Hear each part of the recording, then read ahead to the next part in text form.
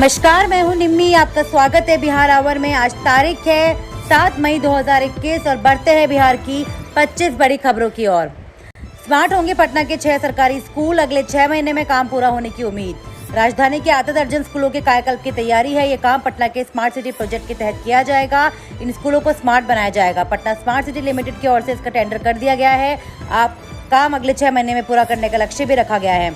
मंदिर में primary school काटपुल और प्राथमिक विद्यालय मंदिरी को चुना गया है, जबकि अदालतगंज में जेडी बालिका उच्च विद्यालय तारामंडल और कन्या विद्यालय तारामंडल को पूरी तरह कायाकल्प किया जाएगा। वहीं कन्या मध्य विद्यालय गोलघर पार्क और बालक मध्य विद्यालय गोलघर पार्क को पटना स्मार्ट सिटी प्रोजेक्ट के तहत चयन हुआ है।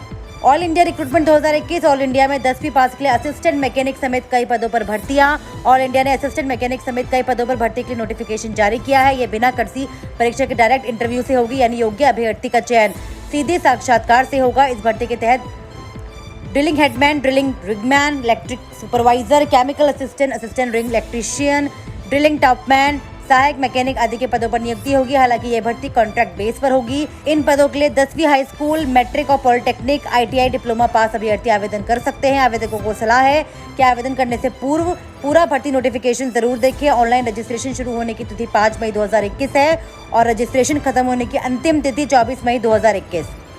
CBSE 10th result 2021। दिल्ली सरकार ने CBSE से 10वीं की कक्षा का रिजल्ट तैयार करने के लिए और समय मांगा। दिल्ली सरकार ने बुधवार को केंद्रीय माध्यमिक शिक्षा बोर्ड से 10वीं कक्षा की बोर्ड परीक्षा के परिणाम को तैयार करने की समय सीमा के कहते हुए बढ़ाने की अपील की है कि उसके कई शिक्षक कोविड-19 ड्यूटी में लगे हैं और विद्यालयों का टीकाकरण केंद्रों के रूप में क्रियान्वित किया जा रहा है। CBSE ने कोविड-19 के मामलों में वृद्धि के मद्देनजर 14 अप्रैल को 10वीं की कक्षा बोर्ड परीक्षा रद्द कर दी थी और 12वीं की कक्षा की परीक्षाएं स्थगित कर दी थी।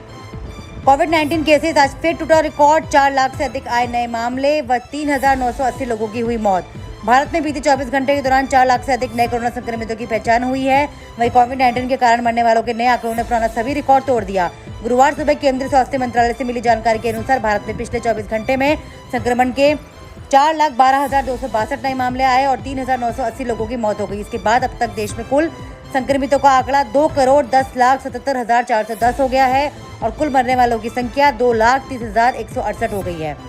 बिहार में 24 घंटे में 61 की गई जान। प्रदेश में 95,248 की जांच में 14,826 मिले पॉजिटिव। पटना में 2,420।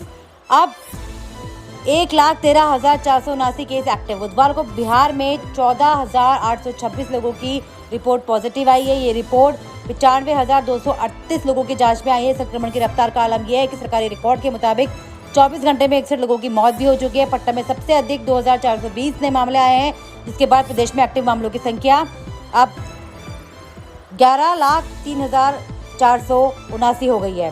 प्रदेश के लगभग 1 दर्जन जिलों के संक्रमण की रफ्तार कम नहीं हो रही है। बिहार में बुधवार को हुई 61 मौतों के बाद अब तक प्रदेश में कोरोना से मरने वालों की संख्या 2,987 पहुंच गई है। अब गाँव की ओर बढ़ रहा है कोरोना। 10 दिन में 75% मरीज इन्हीं इलाकों में मिले। जिले में कोरोना का संक्रमण लगातार बढ़ रहा है। जिले में जितने मरीज मिल रहे हैं उनसे ग्रामीण इलाकों में लोगों की संख्या सबसे ज्यादा है। पिछले 10 दिनों में जितने मरीज मिले उनमें ग्रामीण इलाकों से 75% लोग हैं। 25 अप्रैल से 4 मई के बीच जिले में 4,638 कोरोना मरीज मिले हैं। इनमें 1,171 शहरी क्षेत्र के हैं, जबकि 3,463 ग्रामीण इलाकों के हैं। कुछ प्रखंडों को छोड़ दे तो अन्य प्रखंडों में संक्रमण तेजी से फैल रहा है। हालात बेकाबू होता देख प्रशासन को लॉकडाउन लगाने से पहले ही बिहेपुर, रंगराज चौक, नवगछिया और सुल्तानगंज में बाजारें, दुकान बंद करनी पड़ी। इसके अलावा कंटेनमेंट जोन को बढ़ाया गया। इसकी निगरानी के लिए मजिस्ट्रेट और पुलिस की तैनाती भी की गई है। बिहार पुलिस की सारी छुट्टियां रद्द। मुख्यालय से आया फरमान। लॉकडाउन को प्रभावी बनाना पुलिस का काम, इसलिए नहीं मिलेगी छुट्टी। लॉकडाउन के लगते ही राज्य पुलिस की जिम्मेवारी काफी बढ़ गई है। इस कारण मुख्यालय में एक फरमान जारी कर तत्काल प्रभाव से पुलिस कर्मियों की सभी प्रकार की छुट्टियों को रद्द कर दिया गया है। यह आदेश बिहार पुलिस के सभी अधिकारियों, पदाधिकारियों और जवानों के लिए लागू होगा। मुख्यालय के अगले आदेश तक सभी अधिकारी, पदाधिकारी और जवानों की छुट्टियां रद्द रहेंगी। 8.65 दिन बाद जागी नीतीश सरकार। मार्च अप्रैल से एम्बुलेंस वालों ने जमकर किया मजबूरी का सौदा। मई से निर्धारित किराया अब 50 किलोमीटर के लिए अधिकतम 2,500 रुपये ही लगेंगे। कोरोना की दूसरी लहर में एम्बुलेंस वालों की लूट से बिहार लोग परेशान है। रात में मात्र 4 किलोमीटर की दूरी तय करने के लिए 10 से 20 हजार रुपए तक का सौदा किया जा रहा है। एक दो नहीं, पटना में ऐसे हजारों पीड़ित एम्बुलेंस चालकों की मनमानी के गवाह हैं। सरकार की बैठक में यह माना गया कि निजी एम्बुलेंस कोविड-19 महामारी से उत्पन्न परिस्थितियों में मनमानी कर रहे हैं। चालकों द्वारा मनमाना किराया वसूल किया जा रहा है, जिससे मरीज के परिजनों की कठिनाई का सामना करना पड़ रहा है। इस समस्या को देखते हुए राज्य सरकार ने किराया निर्धारित कर दिया है। 8 से 25 रुपए प्रति किलोमीटर की दर तय की गई है। कोरोना पर सुनवाई कर रहे जज बदले। अब पटना हाईकोर्ट के चीफ जस्टिस संजय करोल समेत 2 जज करेंगे सुनवाई। बीमार होने की वजह से बनाई थी दूसरी बेंच। बिहार में कोरोना महामारी के नियंत्रण को लेकर सरकारी प्रयासों पर दायर जनहित याचिका की सुनवाई अब चीफ जस्टिस संजय करोल खुद करेंगे। चीफ जस्टिस के आदेश से इनका नोटिफिकेशन जारी कर दिया गया। इन मामलों में दायर 3 जनहित याचिकाओं की सुनवाई अब चीफ जस्टिस संजय करोल और जस्टिस एस कुमार की खंडपीठ करेगी। अभी तक इस मामले में जस्टिस चक्रधारी शरण सिंह और जस्टिस मोहित कुमार शाह की खंडपीठ सुनवाई कर रही थी।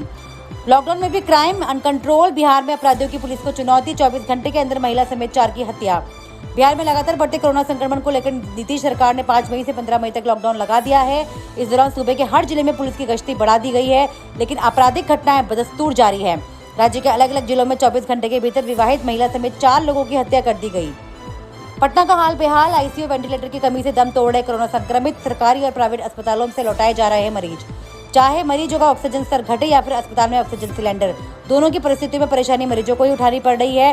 पटना के अस्पताल ऐसे मरीजों को भर्ती करने से साफ इनकार कर रहे हैं, कारण उनके पास आईसीयू बेड नहीं है।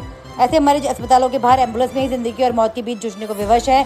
कई भर्ती होने के इंतजार में ही दम तोड़ देते हैं। ऐसे में हाईकोर्ट की फटकार के बाद पीएमसीएच और डीजीआईएमएस पे बड़े बेड और का कोई फायदा गंभीर मरीजों को नहीं मिल रहा है, क्योंकि आईसीयू बेड जस के तस है। जहां चाहा वहां रहा। कोरोना ने बाहर निकलने का रास्ता बंद किया तो घर की छत पर न केवल सब्जी की खेती कर ली, बल्कि खास बात यह है कि इसके जरिए बच्चों को पढ़ाने का तरीका भी निकल आया। लगभग 1.5 साल से बंद सरकारी स्कूल के बच्चों को बिना किताब व्यवहारिक तौर पर पेड़ पौधों के जरिए पढ़ाने का ये प्रयोग सरकारी स्कूल के शिक्षक दंपति कर रहे हैं। बीएमपी 6 निवासी शिक्षक सुबोध कुमार का कोरोना महामारी के बीच समय का सदुपयोग अब आसपास के लोगों के लिए उदाहरण बनता जा रहा है और कई लोगों ने इस प्रयोग को शुरू कर दिया है। अपने घर की छत पर शिक्षक दंपति ने भिंडी, साग, नेनुआ से लेकर कई तरीके की सब्जी की खेती की है। इन सब्जियों के जरिए कई बच्चों को ऑनलाइन ये साइंस, सोशल साइंस जैसी चीजें भी पढ़ा रहे हैं। अवैध बालू कारोबारियों पर कार्रवाई। 30 लाख का जुर्माना। छपरा डोरीगंज ब्रांडसन कंपनी द्वारा भोजपुर, पटना व सारण जिले में बालू माफियाओं की दबंगई को लेकर खनन करने के प्रशासन के सामने हाथ खड़े कर दिए। इसके बाद भी धड़क्के से बालू का खनन व परिवहन हो रहा है। जिले में धड़क्के से चल रहे अवैध रूप से ओवरलोड बालू लदे वाहनों पर एक बार फिर कार्रवाई एडीएम गगन के नेतृत्व में आरा छपरा पुल पर की गई। अपर समाहर्ता डॉक्टर गगन ने डेरीगंज घाट के आसपास बड़ी कार्रवाई करते हुए दर्जनों बालू लदे वाहनों से ऑनलाइन 32 लाख के चालान की राशि वसूल की। वहीं 2 ट्रकों पर प्राथमिकी भी दर्ज की है। लॉकडाउन के कारण आर्थिक तंगी से जूझ रहे सब्जी उत्पादक किसान। जिले का पूर्वांचल में हरी सब्जियों का उत्पादन करने वाले किसान लॉकडाउन के कारण आर्थिक तंगी से जूझ रहे हैं। किसान अब औने पौने दाम पर हरी सब्जियों की बिक्री करने को विवश है। बुधवार से लॉकडाउन लगने के बाद सब्जी उत्पादकों के खेत पे बाहरी व्यवसायियों की गाड़ियां भी नहीं पहुंच पा रही है। इससे सब्जी उत्पादकों को बेहतर मुनाफा नहीं मिल पा रहा है। पहले गंडक नदी के किनारे में हरी सब्जी की खरीद के लिए सीमावर्ती यूपी, सारण, सिवान, पटना सहित कई इलाकों से व्यवसायी गाड़ियां लेकर पहुंचे थे, जो किसानों के दाम निर्धारित कर भिंडी, करेला, कदुआ, बोरो, घेवड़ा, परवल सहित कई अन्य हरी सब्जियां भी खरीद करते थे। खेतों में महंगे बीज डालकर हरी सब्जियों का उत्पादन करने वाले दिगवा गांव के सभी सब्जी उत्पादक सुरेश प्रसाद बताते हैं कि सिंचाई की व्यवस्था नहीं रहने के कारण 250 रुपये प्रति घंटा की दर से वे खेतों में लगी हरी सब्जियों की पटवन करते हैं। सब्जियां जब तैयार हो गई तो औने पौने दाम पर बेचना पड़ रहा है। झारखंड में 13 मई सुबह 6 बजे तक बढ़ाया गया लॉकडाउन। प्रतिष्ठान और ऑफिस रहेंगे बंद। राज्य सरकार ने सूबे में जारी मिनी लॉकडाउन को मौजूदा पाबंदियों के साथ 6 मई से और 1 हफ्ते के लिए बढ़ा दिया गया है। अब 13 मई सुबह 6 बजे तक स्वास्थ्य सुरक्षा सप्ताह चलेगा और इस दौरान सभी दुकानें, प्रतिष्ठान और दफ्तर बंद रहेंगे। जिन दुकानों को दिन में 2 बजे तक खोलने की अनुमति, उन्हें ये छूट मिलती रहेगी। इस संबंध में गृह, कारा एवं आपदा प्रबंधन विभाग को और बुधवार रात आदेश जारी कर दिया गया है। मुख्य सचिव सुखदेव सिंह की ओर से जारी आदेश के मुताबिक 13 मई सुबह 6 बजे तक स्वास्थ्य सुरक्षा सप्ताह चलता रहेगा। बिहार में पंचायतें रहेंगी बीडीओ, डीडीसी व डीएम के हवाले। 15 जून के बाद से बदलेगी व्यवस्था। बिहार की त्रिस्तरीय पंचायतों का कामकाज 15 जून के बाद जनप्रतिनिधियों के बजाय पूरी तरह अफसरों के हवाले होगा। वार्ड से लेकर ग्राम पंचायत, पंचायती समिति और जिला परिषद तक की विकास योजनाएं बनाने को मंजूर करने का अधिकार प्रखंड से लेकर जिलों के अफसरों को देने की तैयारी की जा रही है। विकास योजनाओं की तकनीकी और प्रशासनिक स्वीकृति का अधिकार बीडीओ, डीडीसी और डीएम को सौंपने का मसौदा पंचायती राज विभाग तैयार कर रहा है। कैबिनेट की मंजूरी के बाद इसे लागू कर दिया जाएगा। सक्रिय राजनीति में लौटे राजद सुप्रीमो लालू प्रसाद यादव। 9 मई को विधायकों के साथ बैठक में बनेगी रणनीति। पटना जेल से बाहर आते ही राजद प्रमुख लालू प्रसाद सक्रिय राजनीति में लौट आए हैं। अभी तक इंटरनेट मीडिया के जरिए राजनीतिक प्रतिक्रिया देते आ रहे लालू अब भावनाओं का खुलकर इजहार करने लगे हैं। बुधवार को उन्होंने बंगाल की मुख्यमंत्री ममता बनर्जी के तीसरी बार सीएम पद की शपथ लेने के लिए शुभकामनाएं दी है।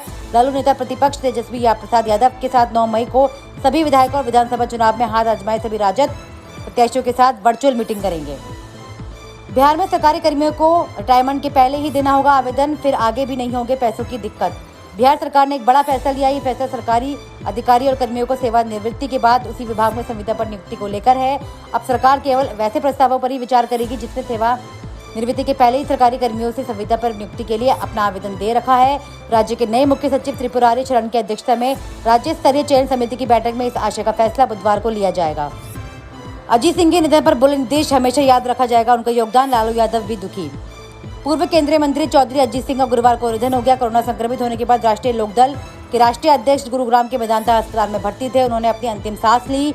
अजीत के निधन पर बिहार के सीएम नीतीश कुमार, राजद सुप्रीमो लालू प्रसाद यादव, नेता प्रतिपक्ष तेजस्वी यादव व पूर्व मुख्यमंत्री जीतन राम मांझी व बिहार बीजेपी अध्यक्ष डॉक्टर संजय जायसवाल समेत कई बड़े नेताओं ने शोक व्यक्त किया है।